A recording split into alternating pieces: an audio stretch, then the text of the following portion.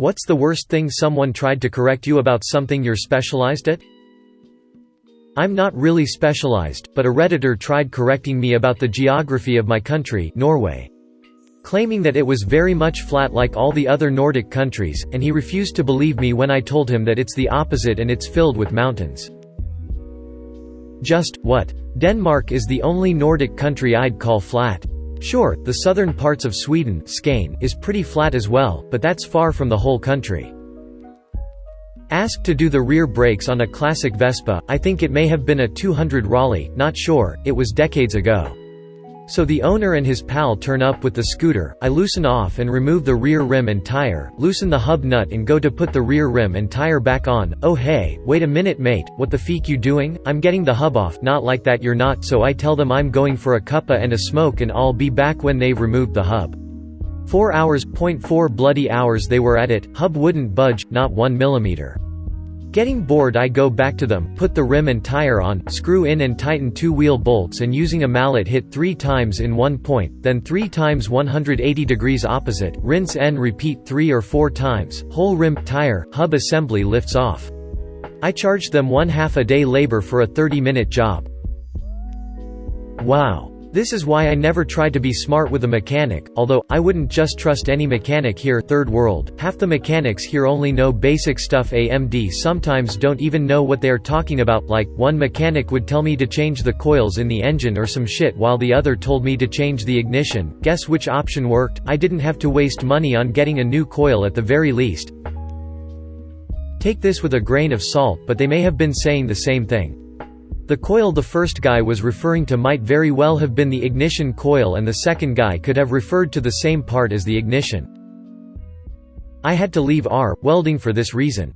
I'm a welder on nuclear submarines with over 14 different X-ray welding qualifications at this company alone. I would constantly get into arguments with people who are new and have no real-world experience with welding.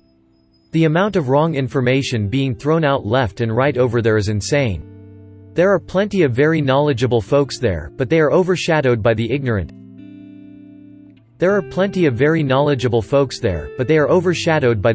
Aliens describing Earth to other aliens. It's like Agent K said in MIB, a person is smart, people are dumb panicky animals. You wouldn't believe the number of times people tried to tell me that people only become diabetic if they eat too much sugar and insist they are right. I'm a type 1 diabetic, diagnosed at 14 months. Was I drinking soda from my bottles and using ring pops as pacifiers, then?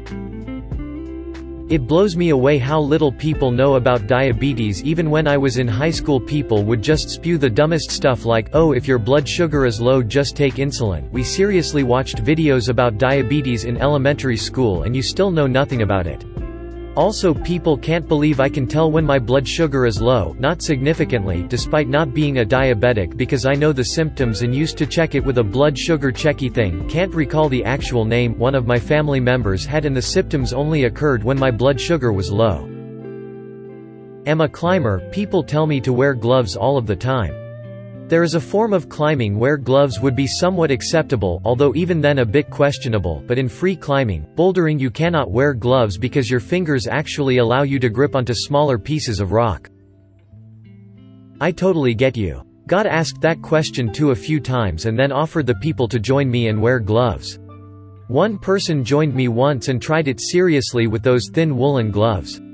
And she realized she had been wrong. She is now my reference person if someone asks the question again. Oh, she used the wrong type of gloves. It will totally work if I use these gloves. Breaks out the infinity gauntlet. I'm a Harley mechanic and I swear most Harley riders have to pretend they know everything about their bike. I don't even argue with them anymore, I just tell them what's up and if they want to debate about it, I say, okay, and walk away, lol. I know a guy who built his Harley entirely or almost entirely from spare parts. His party trick is to ask other enthusiasts what year model it is. The correct answer is, all of them. What does he register it as? Or is that not required? You'd register it as whatever the frame, which has the VIN stamped into it is. If you replace the frame, technically you have a new bike. But many bikes are produced for many years and oftentimes parts from other bikes from the same manufacturer will easily be swapped over between models. So let's say my bike is a frame that is a 1992 Suzuki GS 500, but it has an engine from a 2004 GS 500, wheels from a 2000 SV 650, suspension from a 2003 GSX R 600 and body work from a Honda RS 250. It's still technically a 1992 Suzuki GS 500 even though it's a mishmash of parts. But if I were to bend the frame of my 1992 and had to move my mishmash of parts to say, a 1996 GS 500 frame I found for cheap, I would now, in the eyes of the DMV, have an entirely new bike since the VIN has changed. It's the ship of thesis theory really. But the answer is that yes, as long as the VIN remains intact, it's still the same vehicle. This is why you'll see people pay huge money for rusted out husks of classic cars. They're not after the heap of crap that is the car. They're after the VIN so they can build a new car around it. A guy that considered himself to be a music maven tried to correct me when I mentioned Beethoven's Ninth Symphony, Ode to Joy. He insisted that J.S. Bach composed it when, in fact, Bach never composed any symphonies, not to mention that Ode to Joy is one of Beethoven's most famous pieces. I have a degree in music performance, in low brass instruments. I can transpose most other clefs on the fly, which is an important trait for a gigging musician. I now have another career, but I come out during wedding season, holidays, and to cover, sub for local professionals. I was at a gig playing trombone and reading a lead sheet written for flute. Trumpet player kept missing a D flat.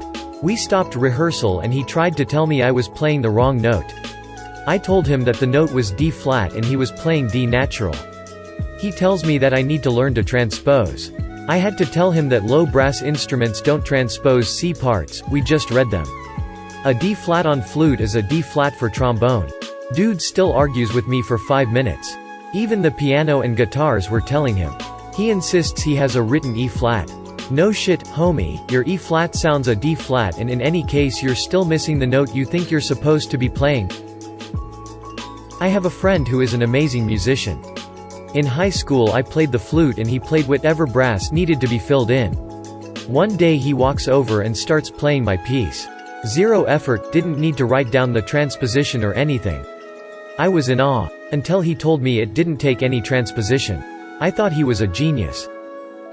I'm majoring in archaeology. I had a guy start talking to me about dinosaurs. I correct him and say it's a fairly common misconception, but paleontology and archaeology are two different fields and I'm studying humans, not dinosaurs. He doubles down and insists I need to know about dinosaurs because what do you do if you're digging up ruins and find a dinosaur fossil? Call a paleontologist? He smugly tells me I'll be useless in the field if I don't know about dinosaurs and I better start registering for paleontology courses and leaves. I still don't know about dinosaurs. What do you do if you're digging up ruins and find a dinosaur fossil? Call a paleontologist. Yes. Because they're the expert? In fairness to this guy, I don't think he, and a lot of people, realize that fossil beds and archaeological sites are not usually in the same places, or at the same depths. I guess they assume all old stuff is in the same place?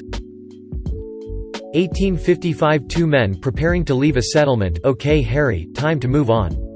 Let's just toss the stuff we aren't taking with us on top of the dinosaur bones. I studied history at uni and worked for a while as a tour guide in Prague, Czech Republic.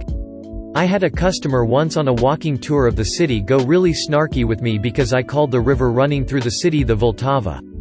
He declared to the whole tour that that wasn't its name. I asked him if he'd heard it referred to as the Moldau, as that was the German name for the river during the Habsburg era when German was the official language, but he said no, and was I stupid?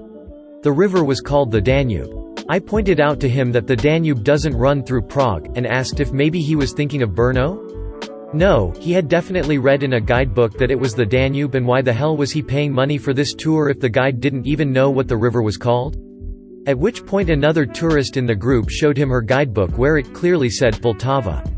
Then another showed him a map. And another showed him another guidebook, and so on, until the whole group had basically showed him what a twazzer he was being. He didn't apologize, of course, but at least he shut up for the rest of the tour. Thank you for watching. I hope that you liked this video. Be sure to subscribe for more videos like this one.